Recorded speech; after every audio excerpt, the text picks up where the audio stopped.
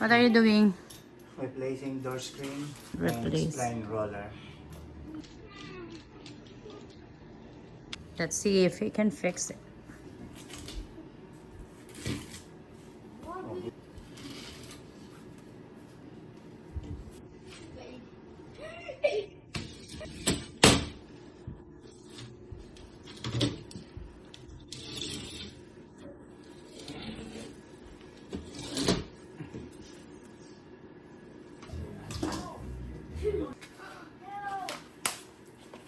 (84 by 48) screen we needed, but the size of the door is only 77 by 36.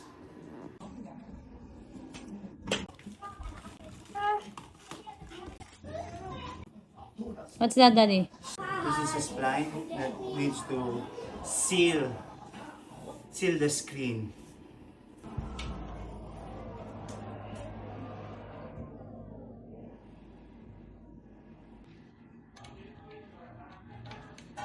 Okay, so almost done, Daddy. Yeah. This is a success. Yeah. Yeah. Wow, looks brand new. Our handyman.